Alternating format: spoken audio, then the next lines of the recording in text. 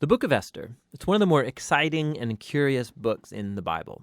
The story is set over 100 years after the Babylonian exile of the Israelites from their land. And while some Jews did return to Jerusalem, remember Ezra and Nehemiah, many did not. And so the book of Esther is about a Jewish community living in Susa, the capital city of the ancient Persian Empire.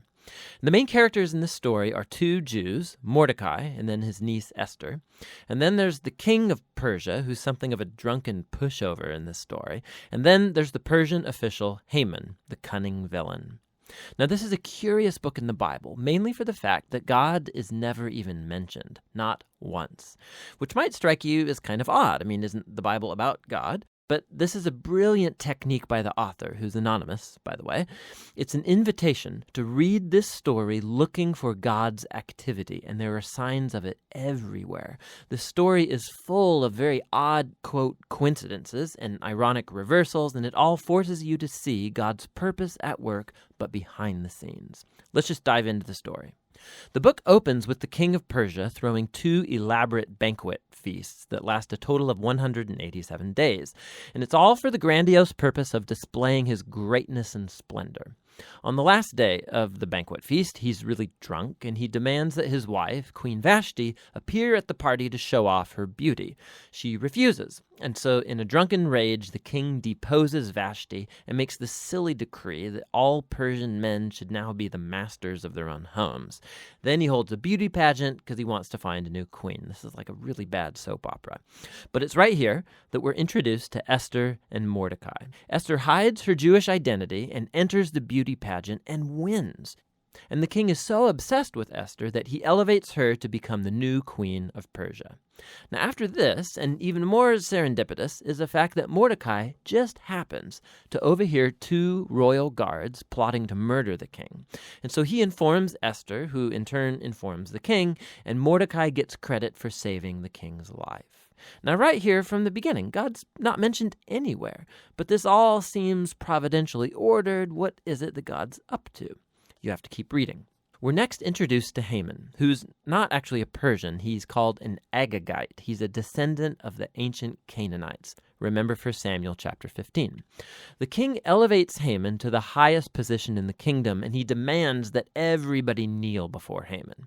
Well, when Mordecai sees Haman, he refuses to kneel, which of course fills Haman with rage. And when he finds out that Mordecai's Jewish, Haman successfully persuades the king to enact this crazy decree to destroy all of the Jewish people.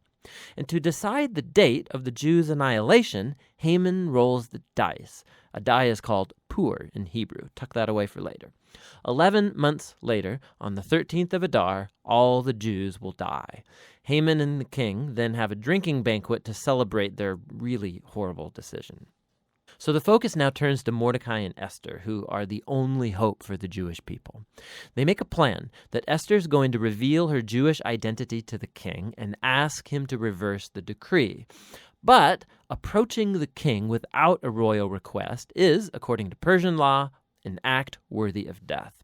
So in a key statement, Mordecai, he's confident that even if Esther remains silent, that deliverance for the Jews will arrive from another place. And then Mordecai wonders aloud. He says, who knows? Maybe you've become queen for this very moment. Esther responds with bravery, and she purposes to go to the king with her amazing words, if I perish, I perish. Now, in what unfolds, we watch the ironic reversal of all of Haman's evil plans. So Esther hosts the king and Haman at a first banquet, and she says that she wants to make a special request of both of them at an exclusive banquet the following day.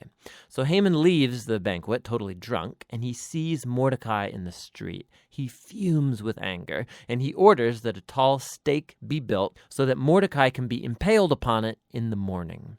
It seems like things can't get any worse for the Jews and for Mordecai. But all of a sudden, the story pivots.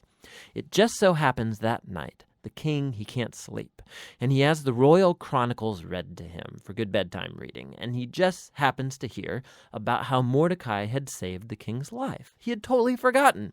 So in the morning, Haman enters to request Mordecai's execution, and the king in that moment orders Haman to honor Mordecai publicly for saving his life. So now Haman has to lead Mordecai around the city on a royal horse, telling everyone to praise him. Now this moment in the story, it's a pivot for the whole book. It begins Haman's downfall and Mordecai's rise to power. Watch how this works. The day after is Esther's second banquet. So the king and Haman arrive, and Esther informs the king that first of all she's Jewish, and second that Haman has enacted a decree to murder her and to murder Mordecai, who saved his life, and to murder all of the Jews.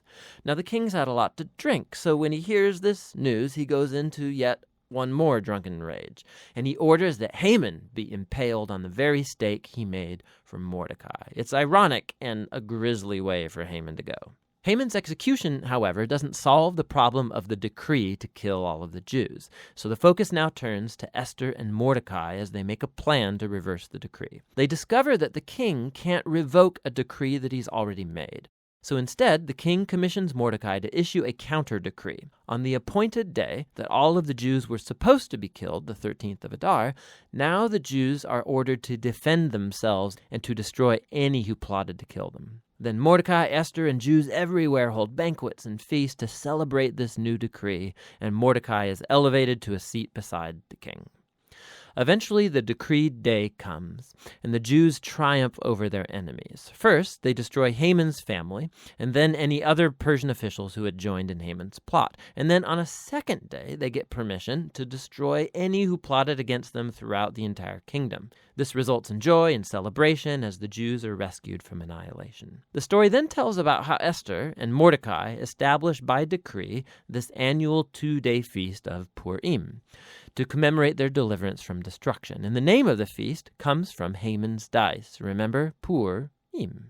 The book concludes with a short epilogue as Mordecai is elevated to second in command in the kingdom, and we are told now of his royal greatness and splendor as the Jews thrive in exile. Now, step back. Notice how this whole story has been designed. The story was full of moments of ironic reversal, but we can now see the whole story is structured as an ironic reversal, right down to the details. So the king's splendor and feasts and decrees are mirrored by Mordecai's splendor and feasts and decrees at the end. Esther and Mordecai, they first saved the king, but now in the end they save all of the Jews. Then you have Haman's elevation and edicts and banquet that gets reversed by Mordecai's elevation and edict and banquet. And then at the center you have Esther and Mordecai's planning scenes, and then Esther's 2 banquets that act as a frame around the greatest moment of reversal in the whole story: Haman's humiliation and Mordecai's exaltation. Beautiful.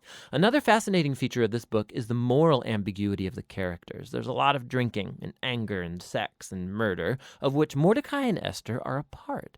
Not to mention their violation of many commands in the Torah, like marrying Gentiles or eating impure foods. And so the story's not putting Mordecai and Esther forward as moral example, as if it endorses all of their behavior. But they are put forward as models of trust and hope when things get really bad. And so the book of Esther comes back to that question with which we began: why God is not mentioned. The message of this book seems to be that when God seems absent, when his people are in exile, when they're unfaithful to the Torah, does this mean that God is done with Israel? Has God abandoned his promises? And the book of Esther says no. It invites us to see that God can and does work in the real mess and moral ambiguity of human history, and he uses the faithfulness of even morally compromised people to accomplish his purposes. And so the book of Esther asks us to be willing to trust God's providence even when we can't see it working, and to hope that no matter how bad things get, God is committed to redeeming his world. And that's what the book of Esther is all about.